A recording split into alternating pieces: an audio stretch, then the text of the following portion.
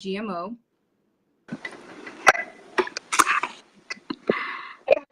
Hi. Hey, Mercy. Okay, I'm glad you're here. Okay, so I was just going through Jana's questions about digestive enzymes because some people might have questions about that.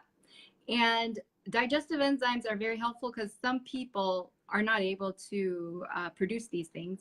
But you do have to be careful because if you go to the website about GMOs, they will list all the foods that are high risk of being genetically modified. And one of the things that they list there is digestive, or I think it's enzymes. And I'm not sure, but I think it is digestive enzymes. And you know, you might, some of these digestive enzymes might actually have animal, like a part of the animal organ in it too. So I think you have to be careful about that. So this is the deal with digestion, right? What you need for good digestion is, number one, you have to chew really well because digestion starts in the mouth. And so when you chew and you mix your food up with your saliva, so you have to be drinking lots of water so that you have good saliva, and you're taking the time to do that, that will start a good digestive process. And then when the food hits the stomach, you have to have enough good gastric acid produced there for you to digest well. So if you have an autoimmune process against, like, say, parietal cells, for instance, you're not going to have good gastric acid produced. You're not going to have a lot of hydrochloric acid. And so then your proteins won't be broken down. And if your proteins aren't broken down and you don't have enough acidity there, then it's not going to stimulate your pancreas to produce the digestive enzymes. So there are a lot of things that need to happen. It's not just that you're not making enough digestive enzymes. You have to figure out why is that happening. And yeah, otherwise you're going to be stuck taking digestive enzymes for the rest of your life, you know. And there are issues with it, as I talked about, with the genetically modified and all of that stuff.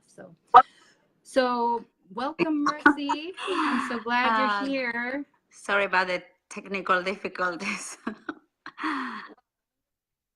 Well, I'm just glad you're here. That's glad. Okay, so we have a winner. I don't know if she's watching. Is Lily Oakley watching? Lily Stubing Oakley. So I think this is what we should do, Mercy. We did not put into the rules that when you enter that you have to be here to win. We didn't put that into the rules.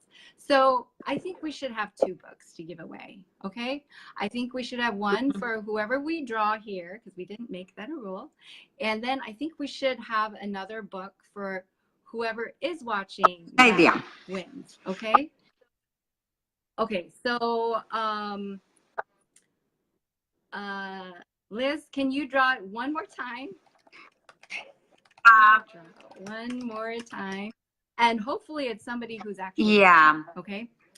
Also, we want to tell whoever is watching right now live that if you have questions, you can enter now. It's a good time to enter your questions. Yeah. So we did have some questions early today, right?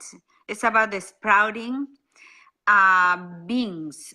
They were saying that perhaps the beans even sprout, they should not eat it, perhaps for a couple months.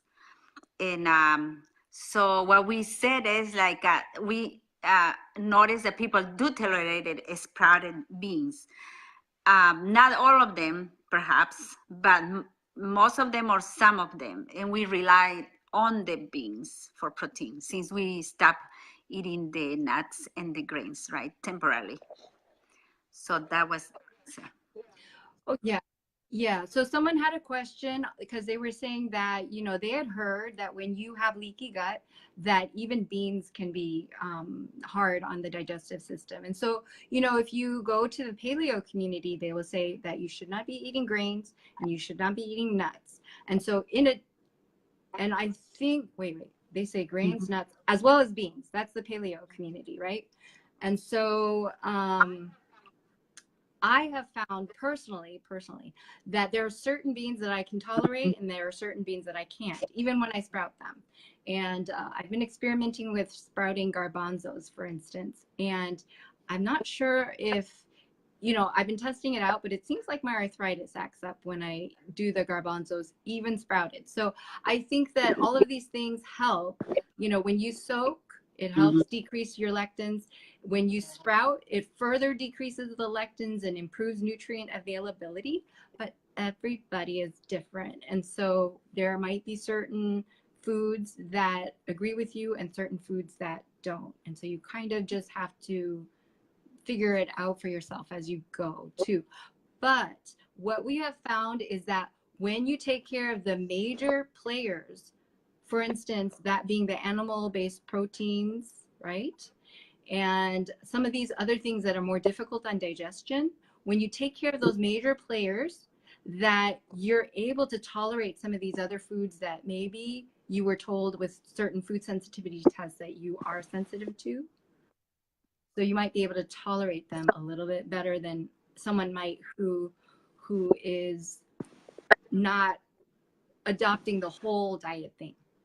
Does that make sense? Yeah. Would you agree with that, Mercy? Yeah, That's definitely. what you're trying Very to say, clear. right? Very good. So someone was asking this, you know, when we get people who are asked to be part of, okay, let me address that, Mike, too. I'll address that question. When we have people who ask to be part of the group, we ask them a few questions. We ask them, you know, what have you tried so far? Because I'm really interested to know, you know, where are you in your journey? And a lot of them will say that I am mostly plant-based and I am mostly gluten-free. So what do you think about that, Mercy, when people say I'm Well, you mostly know, this? that's the problem, probably in many people, because when they do hear once in a while, because they say, oh, I just taste a little piece of bread, just a piece of pizza, and then so they never really put this leaky gut to rest. And the reason is because even particles of that is going to cause this autoimmune attack that it would develop because of these particles. So the immune system is going to overreact trying to remove these particles. So in order for the immune system to calm down the immune system, we had to remove this completely. So then we notice difference in people. Yeah.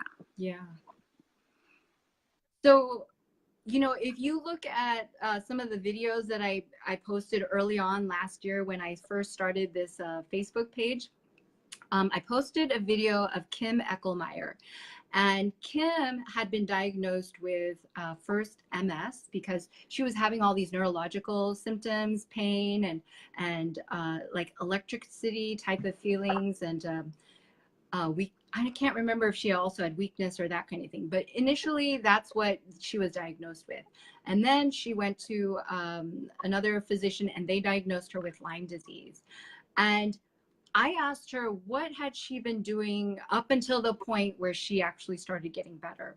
And she was on this type of diet where she was mostly gluten-free and she was mostly plant-based. But then maybe, you know, if they were to have like a special, like maybe if they were to go to church or go to someone's house, you know how it is. It's like you feel like you need to eat like everybody else. And so maybe once a month she would have pizza, or once a month, you know, she would have something that wouldn't agree with her. And so she was never able to recover, because a lot of times most people are eating pretty healthy who are, you know, when they're this way because they want to get better. So for the most part they're doing better, but because they're not being totally 100% consistent. I didn't realize this, but it's like eating gluten every few months, you still won't heal. You know, it's like if it's an immune response and it takes your gut, you will find that like you go out to eat and it takes you like at least a week sometimes to recover the symptoms that you're aware of. But there might be things that you're not aware of that aren't being able to recover, especially if you're quite ill. So I cannot stress enough how important it is to be consistent. And that's why, you know, I posted in the group about the refrigerator. I just went to a meeting for work. And so I packed all my food and, you know, I ate all my food, you know, I had it in the fridge and, you know, I just pack up everything. That's what Mercy does. And that's what other people are doing.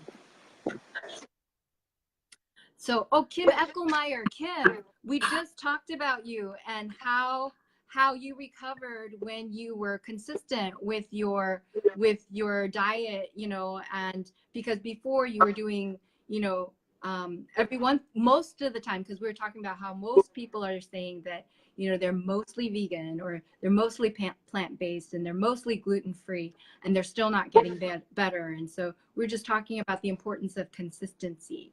So feel free to throw in a comment or anything.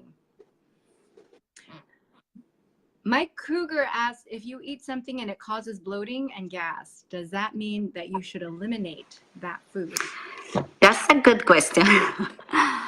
You know, the problem is that when you're dealing with leaky gut, you might, if you're dealing with an issue that is for many years perhaps, and you have a lot of inflammation and the leaky gut is active, right? So when it's a serious inflammation, you're gonna react to many things, even foods that most people that are, you know, dealing with leaky gut for perhaps few months won't react. But then you'll be, that means that the leaky gut is pretty active. So what we would do is like really focus on decreasing that inflammation, decreasing the permeability. So it is a real issue. Okay, so what are you saying, Mercy? You saying that you should avoid maybe the foods that are causing those kinds of digestive issues? We should avoid those, but some people are reacting to most of the foods. So you're gonna have to put up with some of the foods that you react the less, and until the leaky gut is improving. But yeah, because I do hear that with, like, you know, some people who I know that they probably do have leaky gut, they will react to even salad greens. And so because what has happened is that their microbiome is not used to dealing with greens perhaps, and so you kind of have to build it up. So yeah, in the beginning maybe you have to kind of what would you do for someone who can't tolerate so greens? what we do is you'll do juices, because sometimes it's the fiber also that they're having a problem, although we need fiber to grow the good bacteria, but we do in small amounts at the beginning and then build up from there. So you do juices, and then you do, of course, what we eat is all fiber, but sometimes you're gonna have to avoid that. So in order to replace those nutrients, then you do juices, and then you do small amounts of salads, and until you start switching the other way around. And I think that illustrates a really interesting thing, is that your microbiome, as you're feeding yourself whatever food you are, that you're feeding the bacteria that start making noise. For instance, like if you eat a lot of sugar and that kind of thing, your microbiome will become that which all of these, you know, bacteria and yeast that like sugar start taking over, and they will start making noise, and they'll start saying, Joyce, we want more sugar. And that's what you start wanting and craving. And so whatever food you're eating, you're feeding that type of microbiome. And so you want to get used to feeding yourself the foods that are going to build up a healthy microbiome. And what Mercy is saying is that it might have to be very gradual with juices and that kind of thing, because you might not be used to. Yes. Because even the fiber, which is super good, is going to cause bloating at the beginning. Yeah. There was another question. I think Michael asked, how about coffee? Is that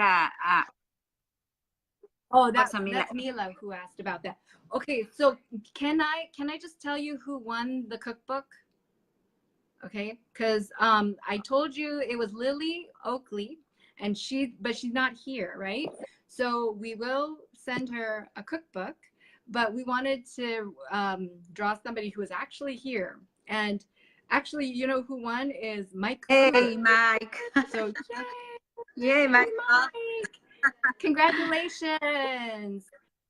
Well, send us your address and we will send you a free cookbook, okay? You'll be the first one to see Thank it, you. huh? Yeah, and thank you for everybody who entered into this contest. It was a lot of fun. So Mila's asking, is coffee a big no-no? Okay, Mercy, why don't you go? Okay, coffee is very controversial because a lot of, therapists do coffee enema. I don't know if she's asking a coffee enema or coffee to drink. Okay, I think coffee to drink. Okay, coffee to drink. Well, it has a lot of research is saying that's super good for this and that, but there's also research that is, the problem is it's gonna decrease circulation. There's a circulatory system, so it's going to press the arteries, if I am saying in a simple way, constrict the arteries. And so also it's gonna give you an energy that you don't have, and you cannot afford that when you're healing, right? So it's gonna give you this rush, and then you're gonna feel so tired after that. So you're never gonna improve because of that. It's the same thing as it's not the same thing, but it's just as an example. Some people come to a detox here and they feeling so good the second day, the third day. So I say, oh, I'm gonna go run now. After they were really sick for a long time, I said, don't run, just take it easy because you need that energy to heal, right? So some people feel so good and they just do it and they run. And when they come back, short after they crash. Because they use the little energy that they're having to heal. So same thing with coffee, and not exactly the same thing, but we can give that as an example that that's what coffee does.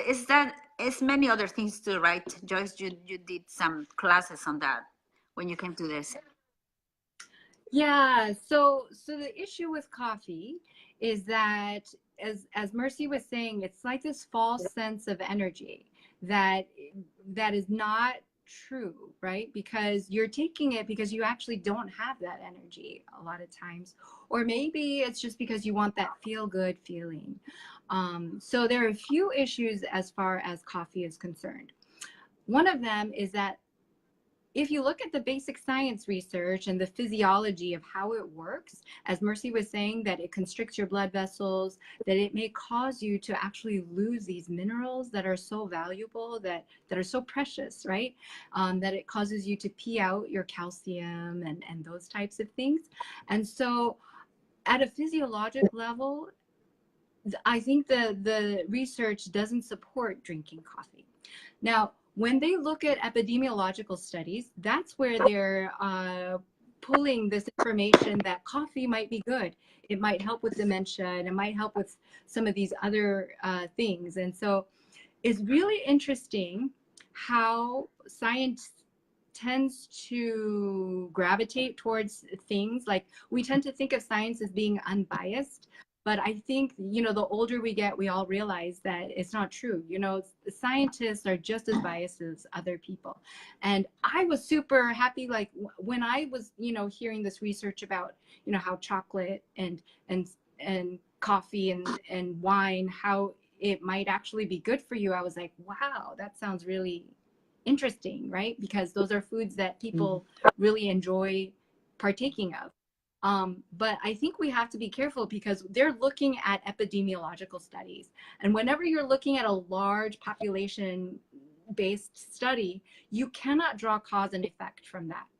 You can draw association. You can say, I wonder why it would be that, basic science and physiology and on that kind of stuff doesn't support drinking coffee. But on these large population studies that we see this. There's some kind of bias that's happening, some kind of confounding. And so you want to look at the big picture. So I would look at things like, the effect that coffee has on the brain, for instance. If you go to YouTube and you look up coffee and the brain, you'll find a video where a reporter goes to a university where they've done this study, and they measure how much blood flow goes to the brain after drinking 1 cup of coffee. And they find that blood flow to the brain decreases 40% by drinking 1 cup of coffee. So you can see there, you have decreased blood flow to the brain. The other thing that happens is that it's addicting. And anytime you have any kind of addiction, it will cause hypofrontality. So the 3 things that happen with addiction is you get desensitized to dopamine and that kind of thing. You get sensitized to the things that are associated with your addiction. Like, that's why drug seekers, when you drive through a neighborhood, like, I'm not into drugs, so I have no idea about what's happening in the neighborhood. But if I were to drive through with someone who had been on drugs, they would be able to tell me there's a drug deal happening there, because they're sensitized to what things are associated with it. And then the third thing that happens with any kind of addiction is that you lose your frontal lobe. And they have found that with adolescents who, Chinese adolescents who are addicted to internet gaming. And they found that there was like 15 to 25% atrophy, like loss of the frontal lobe in these kids who are addicted to gaming. And they found that this kind of brain loss happens with any kind of addiction, whether it's gambling, pornography, or even food addiction. And so that is why, this is the thing, you guys.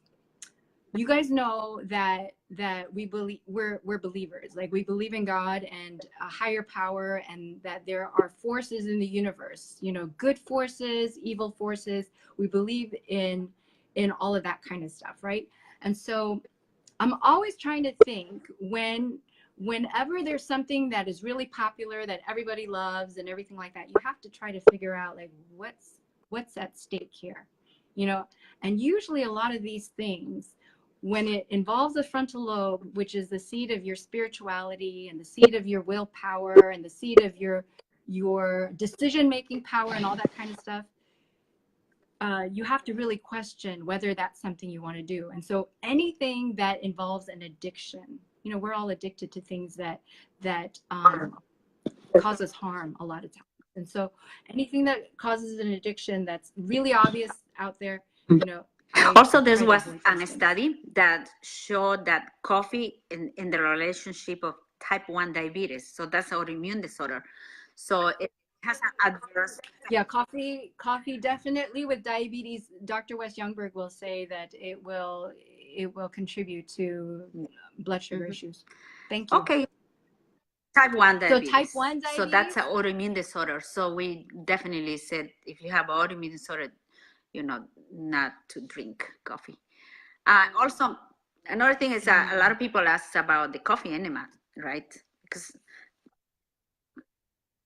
okay, so coffee enemas are being done because coffee enemas are thought to help with detoxifying the liver. Exactly. So, but there is one study also that shows, only one study that shows that there is you absorb the coffee. So it's like drinking, because the colon is and absorbs liquid, right? Fluids. So you're gonna absorb coffee to the circulation of your whole body.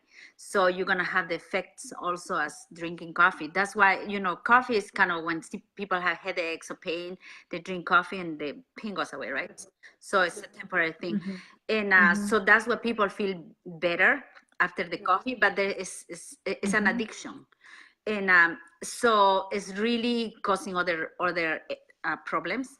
So that's why when we do enemas, we do, instead doing the coffee, we do dandelion tea enema. So dandelion leaf or dandelion root. We do leaf, yeah.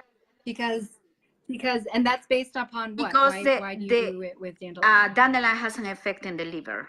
So we noticed that people do good with dandelion, and it has an effect because there is some circulatory system in the colon, the base of the colon, that has a direct circulation to the liver, to the duct.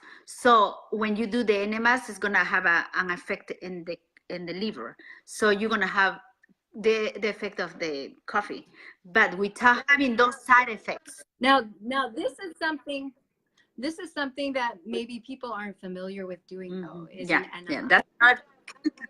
I think that out of all the things that, you know, that we would talk about, I think that would be something that would make some people feel really uncomfortable. I don't know, like, if you want to, how many of you feel uncomfortable about doing an enema or wonder if that's really necessary? Yeah, you know? that's true. Perhaps, you know, if somebody is interested, we can talk about that, because that's a big topic. But there's another questions here. What are your thoughts on supplements, specifically vitamin D and B12? That's a Okay. very great questions. You know, regarding, we can start with the vitamin, the B12. You know, most of people are deficient on B12, not just the plant-based people. In general, people that are meat eaters also very deficient on B12. I have, you know, patients that they have to get the shots, B12, they're meat eaters. So I think it's the same percentage in plant-based and non-plant-based that they deficient on B12. So, and the reason is because it's very important to know the reason, right? The reason is because what do they do? Even if you eat plant-based organic foods, right? Because they sterilize the plants, so they will look good, right? They don't have pesticides, perhaps, but they sterilize. So that's going to destroy the good bacteria. You're not going to have the pesticide problem, but it's going to destroy the good bacteria. So if it's destroying the good bacteria, then you're not having the bacteria producing the B12. So it is a problem even in the plant-based, organic, health-conscious population. So what is the answer to that? So what do you think? So because, you know, there's many things that we can do, right? If we want to do the natural way. So what we do is we grow our own plants, we herbs. If at least you can grow some herbs of different kinds, in just pads, and then eat those herbs that are going to have the bacteria that are going to help you grow the B12. But if you're not going to do that, you know, I rather you to have the B12 vitamin, find a good source of the B12, because it's very important especially for our brains, to have a good levels of B12. Do you have any other thoughts? Yeah, so I think that's an important point, is that number one, you should get tested for B12 levels. So that's not a difficult thing. Insurance usually will cover it and that kind of thing. So if you just get that tested, you can know whether you are low or high. So that would be really good to do. And the same thing for vitamin D. You can know how your levels are. And for B12, you have to have a healthy digestive system, because you have to make what is called the intrinsic factor, which is necessary for you to actually absorb the B12. And so you have to have the intrinsic factor to be made. You also have to have a healthy digestive system. The small intestine has to be healthy enough to absorb the vitamin B12 that you ingest. And so, as Mercy was saying, you know, having a healthy microbiome is very important. And, you know, we're not getting it a lot of times, even with the organic food that we're eating. And so it's really good to get into growing our own foods and herbs and that kind of thing. And that will really help with getting those live enzymes and bacteria and that type of thing. So if you're not doing that, though, and you are low, you're deficient, then you should be. You have to take in consideration also that the fillers of vitamins or any supplement, Could be wheat, could be corn, could be soy, could be things that you're reacting to. So you have to get a very good source, because it's very difficult to find a good supplement that is gonna do good in our in our condition, right? So it's very, very difficult to find. Yeah. So you have to, you know, study and find out a good source. And talking about vitamin D, you know, I prefer to do the sunshine because it has many other benefits than just the supplement. But let's say it's winter and your vitamin D is super, super low, you know, you just gonna have to take the supplement. And so you also have to find a super good source of the supplement. And some of us, I think we have issues with converting vitamin D to its active form. And I don't know if it's because of the glyphosate, because you know how glyphosate affects some of these enzymes in the liver. And so I wonder about that, because I remember that I was in the sunshine a lot. I was in Southern California. I was very intentional about trying to be in the sunshine. I still was not able to elevate my vitamin D levels very high, you know? And so I think it has to do with your overall health and the health of, you know, your specific organs and that kind of thing. And so, yeah. So you might have to take some supplementation. Okay, so I guess we done with answering the questions, and it's 6:20. So yeah, 6:20. We just want to thank you so much for joining us. It's been a pleasure again. We will do it next Sunday again, right? We should tell people that have been in the launching team that the book is available, right? And the Kindle version. We'll send an email. Isn't it the Kindle version? Okay.